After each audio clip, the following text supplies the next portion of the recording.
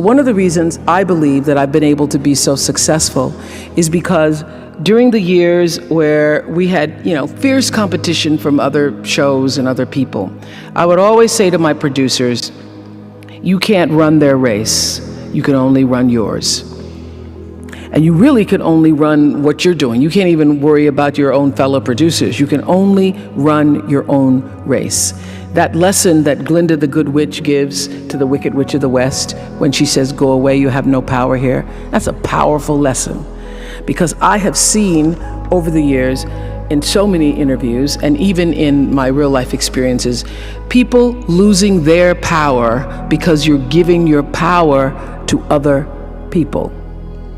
You lose your power when you try to take control of somebody else's energy because you have no power in any energy field other than that which is your own. And your real job in life is to figure out, how do you master your field? How do you do that?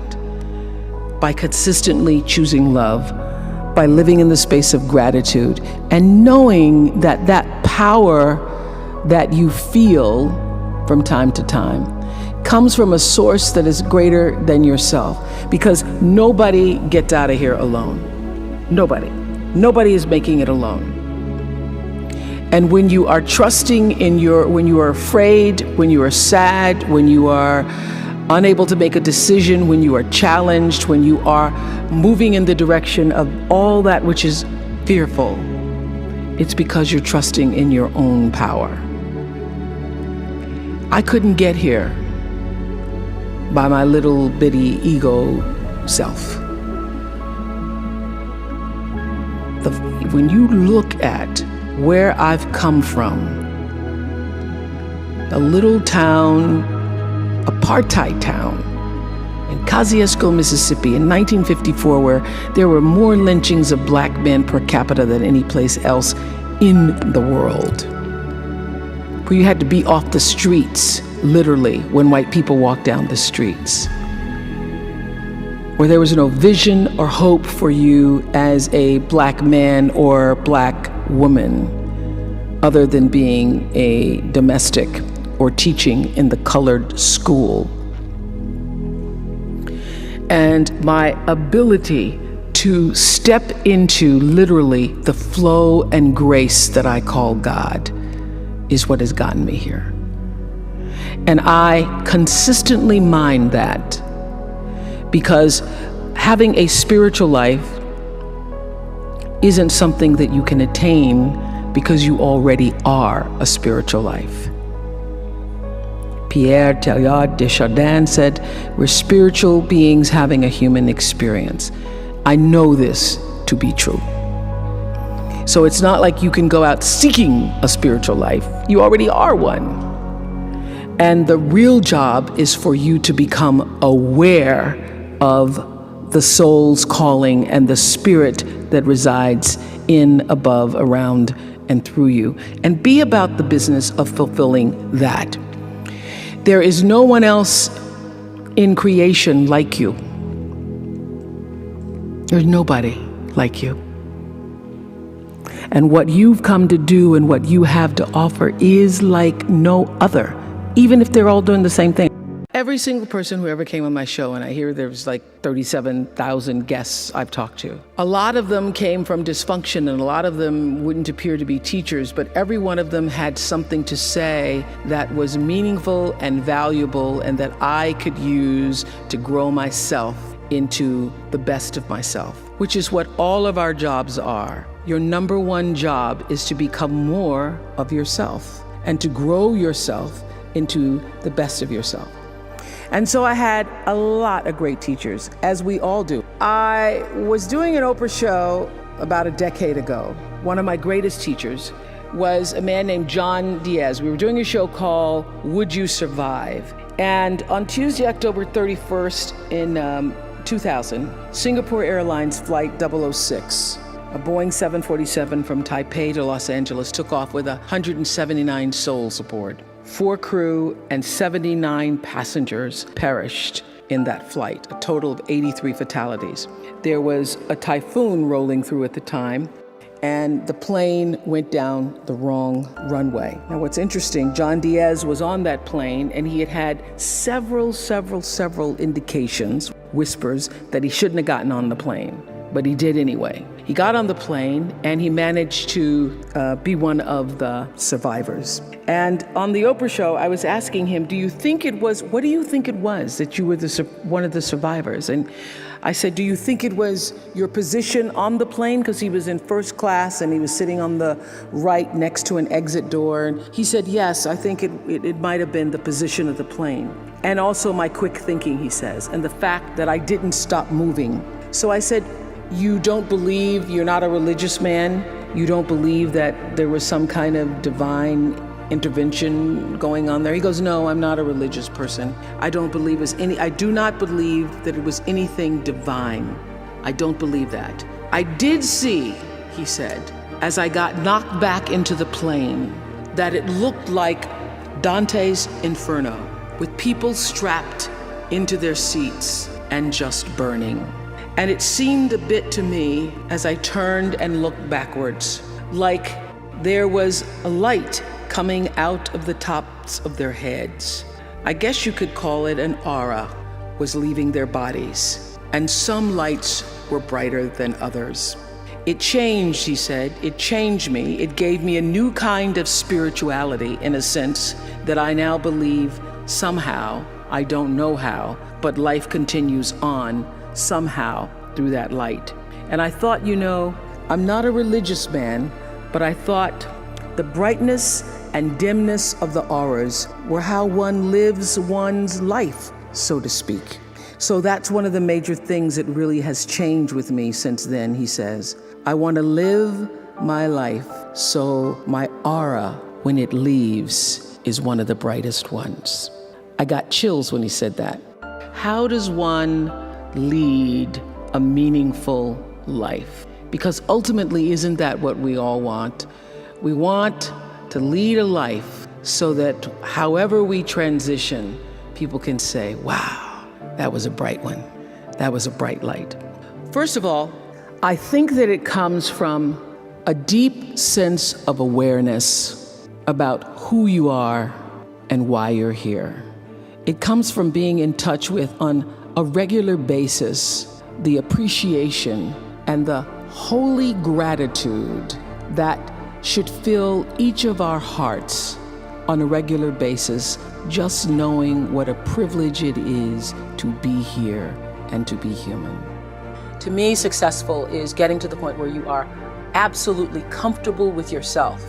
It does not matter how many things you have acquired. The ability to learn to say no and not to feel guilty about it, to me, is about the greatest success I have achieved. The fact that I have, in the public side, done whatever, it's all a part of a process for growing for me. But to me, to have the kind of internal strength and internal courage it takes to say, no, I will not let you treat me this way, is what success is all about. It's the same thing that prevents you from being abused as a child, that prevents you from being abused as an adult, that allows you to build success for yourself. I will not be treated this way. I demand only the best for myself. All the mistakes I've made in my life, I've made because I was trying to please other people. Every one of them. There's not one that I've made because I did something because I really wanted to do this for myself. Every mistake I've ever made is because I went outside of myself to do something for somebody else that I should not have, to please them, just for the purpose of pleasing them. You are worthy to say no, that it's okay if you say no. It's okay if you say no and then people don't like you. That's really okay. The important thing is how you feel about what you're doing, how you feel about yourself. It's a long struggle though. And I'm just hoping that, in the work that I do on the show and the speaking that I do around the country, and that young people who are watching this can get the lesson sooner than I did.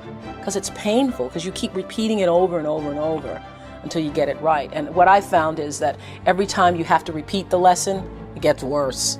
Because I call it God trying to get your attention, the universe trying to get your attention. So we didn't get your attention the first time, so we're gonna have to hit you a little harder this time. So I'm still doing it, I'm still learning.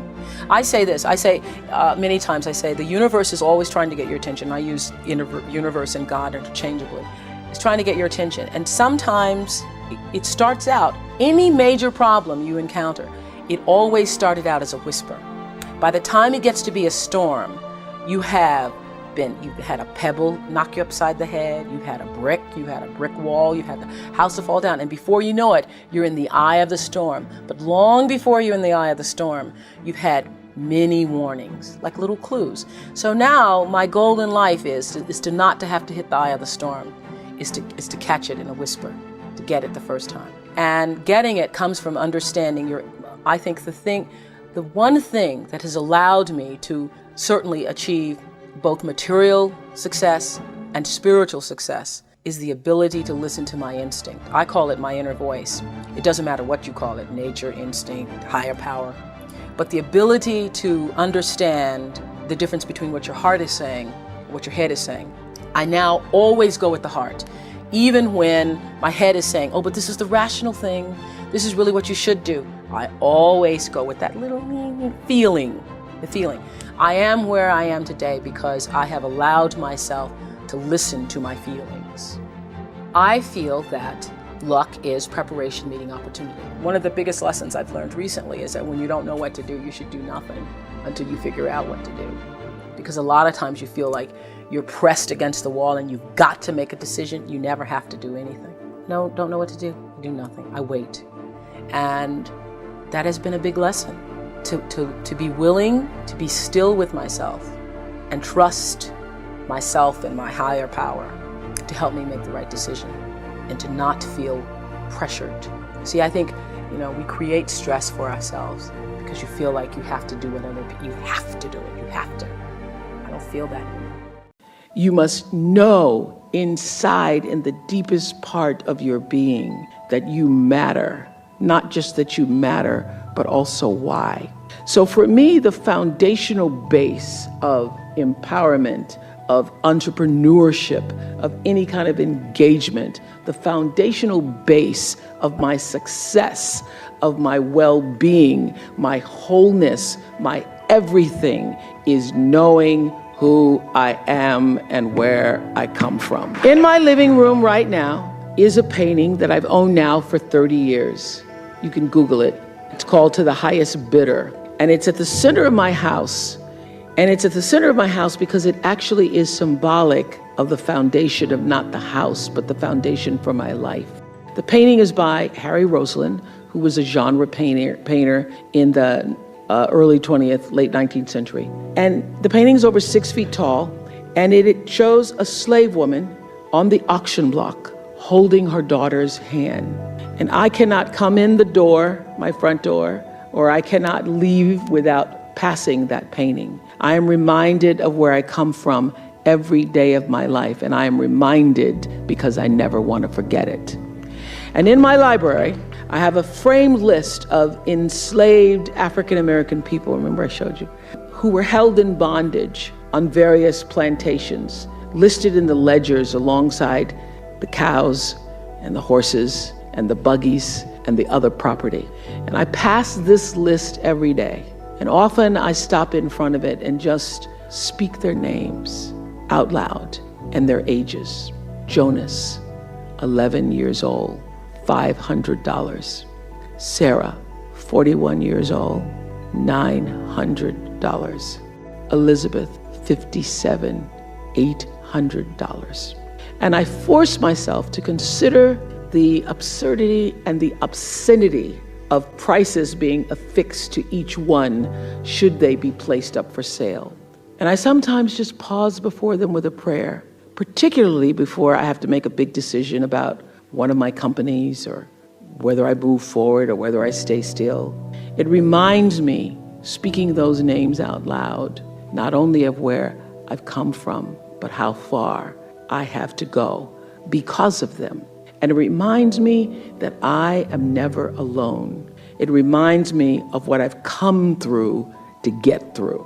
And even when I find myself in settings where I am the only Black woman, still, that kind of singularity, it doesn't make me uncomfortable.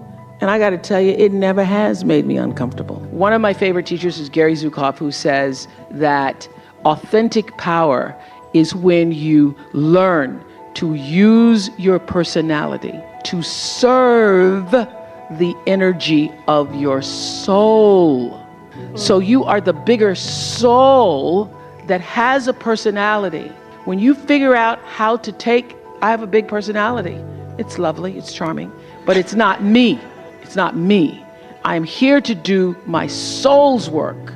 And I use my personality to serve the soul's work. And everybody has a different talent. And the reason we're all so messed up is because you're looking at everybody else's talent and wishing you had some of their talent. All the energy that you spend thinking about, wishing about, being jealous of, envious of anybody else is energy that you're not only putting out, it's going to come back to you negatively, but you're taking that away from you. All your energy should be forced on, what do I have to offer? What do I have to give? How can I be used in service? Because Dr. King's message of not everybody can be famous, but everybody can be great, because greatness is determined by service.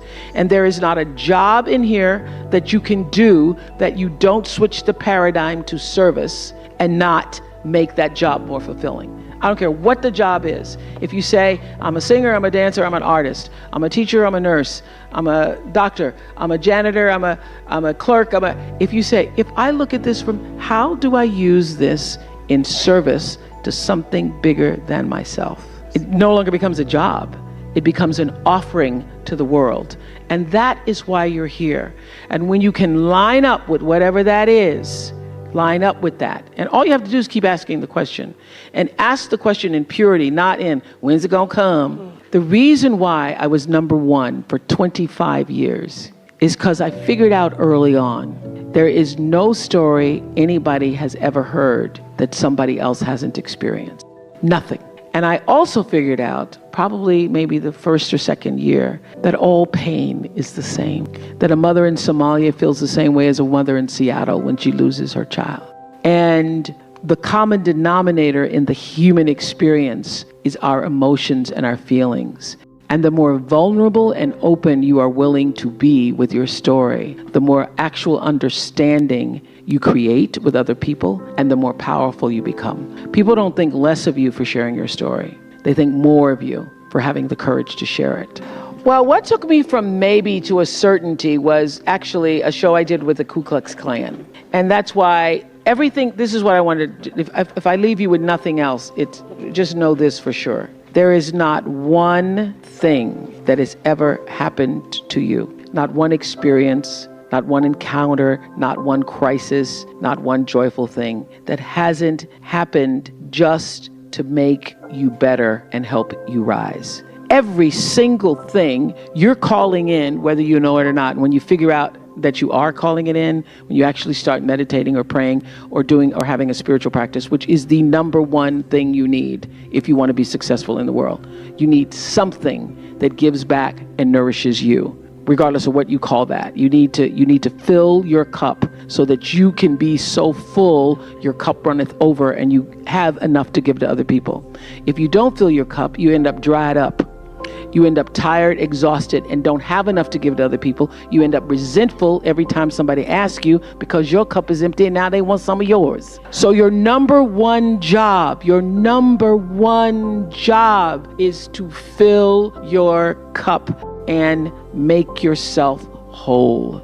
That's your job. So it went from calling to, I was happy to be on TV. I've been on TV since I was 19. I met my best friend, Gail, in Baltimore. I knew that wasn't my calling, being a television reporter. I hated it. She loves it. And I knew she loves it. I hated it. I always felt out of alignment with myself. But my father was like, girl, don't give up that job.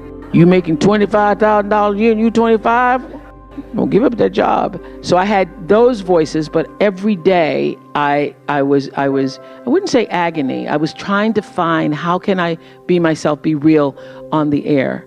And I always felt like I was pretending and that I was out of alignment. And then when they got ready to fire me, they were going to fire me, but they didn't want to release me from the contract. So they thought, well, let's just pay her out and we can get her to do this talk show thing. So they literally put me on the talk show to get me out of the way. And the very first day, I sat on there interviewing the Carvel ice cream man about his multiple flavors and Benny from All My Children. Remember? Benny used to be on All My Children. Those were my two first guests. And doing Dialing for Dollars in between, I knew that I had come home to myself. I could not predict that it would turn into what it has, but I knew that I could finally breathe, and I was no longer pretending to restrict my feelings, because I'd go out on stories and I would empathize with people. I'd feel bad for them, and that would show up in the work, and then I would get a little slip from my boss because I had a really aggressive bad boss. So I started to feel then, this is the job that I want, but I didn't know about calling. Holding on to what you really intended. What is the larger vision for what you're trying to do? It's what Stephen Covey has often called beginning with the end in mind. Holding the end in mind is what has gotten me through every crisis, either business or philanthropically. For years on my show, people would stop me in the street and they would say, "Oh, you changed my life, you changed my life." And when you hear that a lot, starts to, you're like, oh really, I changed your life. So I started turning it around to people to say, all right, tell me how I did that. And then for the first few times, people were thrown, like, tell me how I did that. But to know that you've been able to do something that changed, as I said, my favorite word for the girls, and they love it, is the trajectory. Your life is going this way, and somebody comes along and makes an offering that can hit the core nerve, central nerve of your being, your existence, and changes the way you see yourself in the world. That's what I'm looking for. Wherever you are in your life, whatever space you hold, whatever your status is, you have the power to give back from where you are and to use your life, because that's what all of our lives are for. To use your life as a force for something that is bigger than yourself. And that the law of nature that says what you put out comes back, that when you do that, and it comes from the center of yourself, not just from writing a check, or I'm going to do this because it looks good, or I'm going to show up in church, or I'm going to tithe, or whatever, but you do that from the center of yourself, that is what true humanity is all about. So I wanted to for me, anytime I get anything, and that's just the nature of myself, I do something called Super Soul Sunday, and I was interviewing Carolyn Mace, who wrote a book called Anatomy of Spirit. And what's really exciting for me is that we were able to broadcast that not just on the cable platform, but to also blast it around the world. So we simulcast it around the world. So all around the world, people are tweeting in, thousands of people at the same time. And she said something that really hit a nerve. I knew it would hit a nerve with everybody because it hit a nerve with me. She was talking about how most people lead their lives following a course that is not their own. And that unless you can find the course that is truly your own, you will remain off course. And she was talking about how so many women betray themselves, and that when you betray yourself in relationships, regardless of what those relationships are, that you are no different than the person who hurt you. Now, that's just a simple little sentence. When you betray yourself, you're no different than the person who hurt you. The reason why I wanted to do that show is so that people would feel and be able to discover a path to better themselves, a way to see themselves differently. And that one little phrase, when you betray yourself, you become no different than the people who hurt you, open the door for that. So I, in that way, am validated because I'm very clear about what my purpose on earth is. I'm very clear that the work that I do on television is just a way of me manifesting myself as a vessel and a vehicle for the larger energy that I call God. There is no real doing in the world without being first. For me, being, your presence, your connection to yourself and that which is greater than yourself is far more important than what you do, but also is the thing that fuels what you do. And I know that one of the things that is so important for what happens here at the graduate school is that you have leaders who are self-actualized and understand what your contribution to change the world can be. You can only do that if you know yourself. You can only do that you cannot do it unless you take the time to actually know who you are and why you are here. Now, I happen to know for sure that every human being comes called, and that the calling goes beyond the definition of what your job is. There is an innate, supreme moment of destiny for everybody. And that's why when I was in Baltimore, I could feel this isn't it. And then in Chicago, after 25 years of success on the show, I started to feel this isn't it. There's something more that's calling me to what is the supreme moment. And everybody has that. And you cannot fulfill it unless you have a level of self-awareness, to be connected to what is the inner voice or the instinct.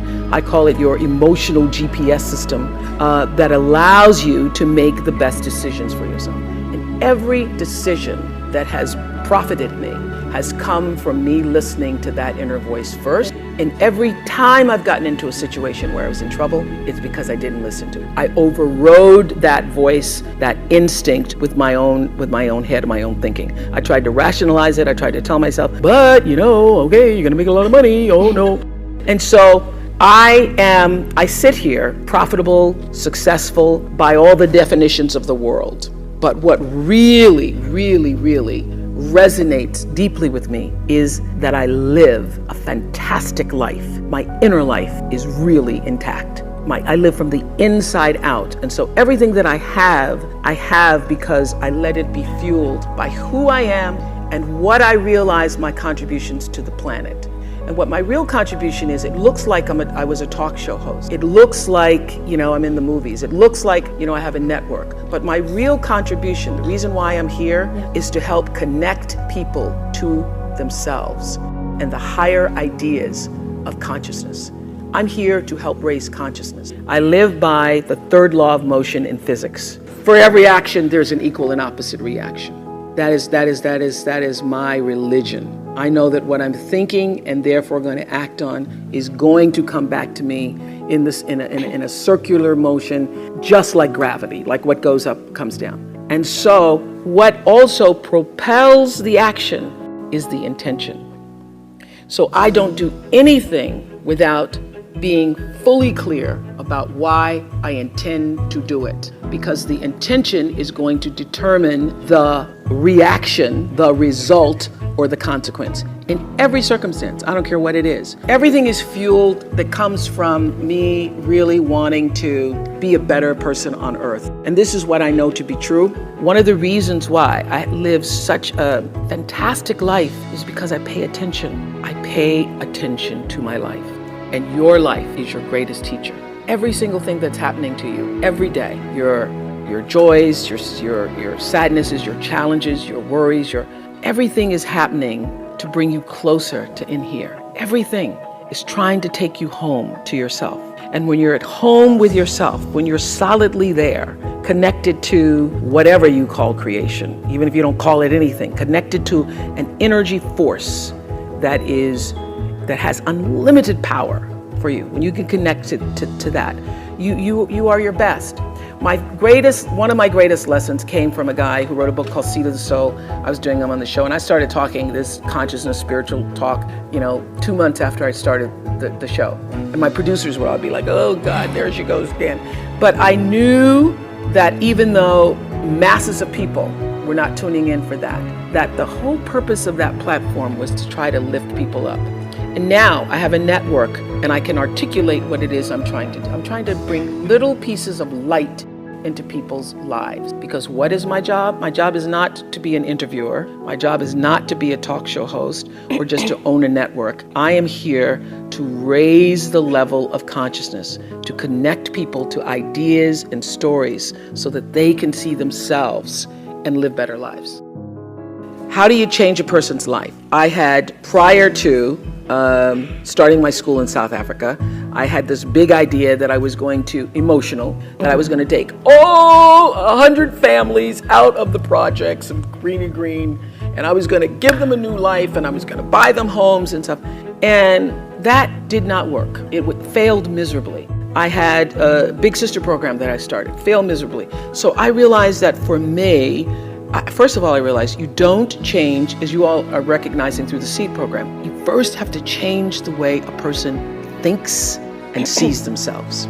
So you've got to create a sense of aspiration, a sense of hopefulness, so a person can begin to even have a vision for a better life.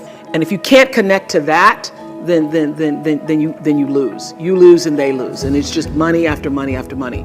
So for me, it's using my philanthropy to do what I have found to be enormously helpful. The light in my life was education. So for me, in the beginning, when I started to make money, especially when it's published, everybody and their brother, and then you've got to make a decision. Am I going to do what everybody else wants me to do? Or am I going to be led by who I really am?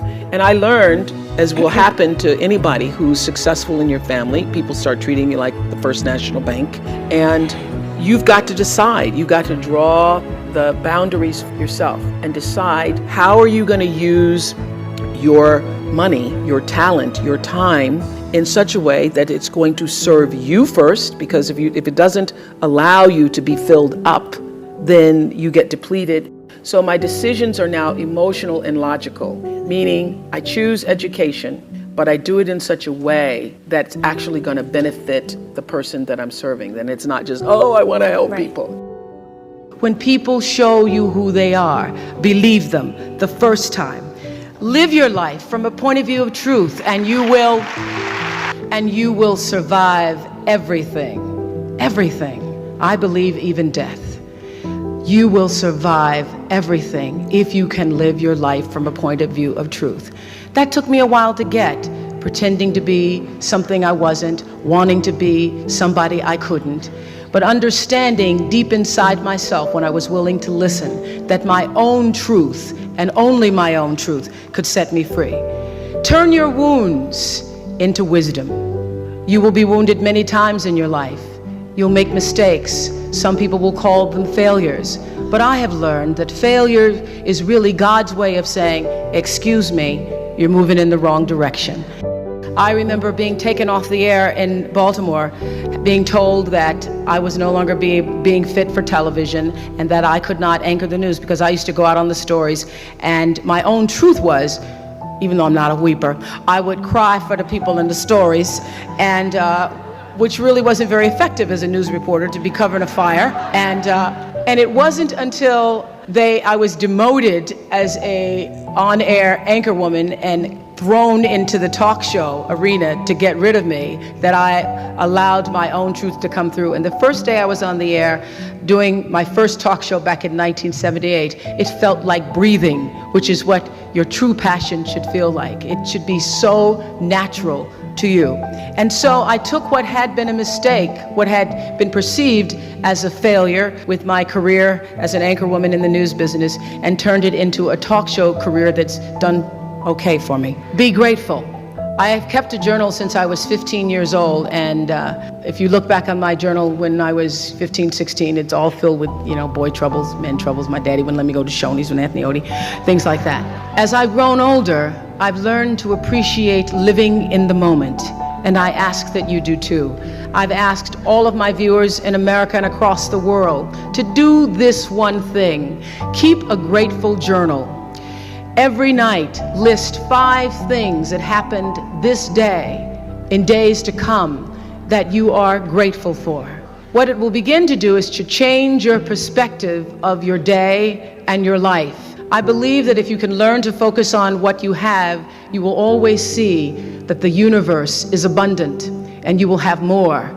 If you concentrate and focus in your life on what you don't have, you will never have enough. Be grateful. Keep a journal. Create the highest, grandest vision possible for your life, because you become what you believe. When I was a little girl, Mississippi, growing up on the farm, only buckwheat as a role model, watching my grandmother boil clothes in a big iron pot through the screen door because we didn't have a washing machine and made everything we had. I watched her and realized somehow inside myself and the spirit of myself that although this was segregated Mississippi and I was colored and female, that my life could be bigger, greater than what I saw. I remember being 4 or 5 years old. I certainly couldn't articulate it, but it was a feeling, and a feeling that I allowed myself to follow. I allowed myself to follow because if you were to ask me what is the secret to my success, it is because I understand that there is a power greater than myself. If you can be still long enough in all of your endeavors, the good times, the hard times, to connect yourself to the source. I call it God. You can call it whatever you want to, the force, nature, Allah, the power. If you can connect yourself to the source and allow the energy that it is your personality, your life force, to be connected to the greater force, anything is possible for you. I am proof of that. I think that my life, the fact that I was born where I was born, and the time that I was, and have been able to do what I've done, speaks to the possibility, not that I am special, but that it could be done. Hold the highest, grandest vision for yourself. I'm not afraid, because I know that all of us have limited time here. But the real question is, who are you and what do you want to do with it? And how are you going to use who you are? My favorite line from Seed of the Soul is, when the personality comes to serve the energy of your soul, that is authentic empowerment. When you align your personality with what your soul came to, and everybody has it, align your personality with your purpose, and nobody can touch you. And you wake up every day and you are fired up. You're like, oh my God, another day. It's so great. Because everybody has a purpose. So your whole thing is to figure out what that is. Your real job is to figure out why you're really here, and then get about the business of doing that. Okay. That's it. So how do you continue to prepare yourself to live out the highest, fullest, truest expression of yourself as a human being? And I just want to end with this. Yeah. There are no mistakes. There really aren't any, because you have a supreme destiny. When you're in your little mind, in your little personality mind, where you're not centered, where you really don't know who you are, that you come from something greater and bigger, and that we really all are the same. When you don't know that, you get all flustered. You get stressed all the time, wanting something to be what it isn't. There's a supreme moment of destiny calling on your life. Your job is to feel that, to hear that, to know that. And sometimes when you're not listening, you get taken off track. You get in the wrong marriage, the wrong relationship, you take the wrong job. Yeah, but it's all leading to the same path. There are no wrong paths. There are none. There's no such thing as failure, really, because failure is just that thing trying to move you in another direction. So you get as much from your losses as you do from your victories, because the losses are there to wake you up. So when you understand that, you don't allow yourself to be completely thrown by a grade or by a circumstance, because your life is bigger than any one experience. And if I always ask people on Super Soul Sunday to tell me, what would you say to your younger self? Every person says in one form or another, I would have said, relax, relax. It's going to be okay. It really is going to be okay. Because even if you're on a detour right now, and that's how you know when you're not at ease with yourself, when you're feeling like, that is the cue that you need to be moving in another direction. Don't let yourself get all thrown off, continue to be thrown off course. When you're feeling off course, that's the key. How do I turn around? So when everybody was talking about, when I started this network, if I had only known, good Lord, how difficult it would be. The way through the challenge is to get still and ask yourself, what is the next right move? Not think about, oh, I got all of this stuff. What is the next right move? And then from that space, make the next right move and the next right move. And not to be overwhelmed by it, because you know your life is bigger than that one moment. You know you're not defined by what somebody says is a failure for you, because failure is just there to point you in a different direction.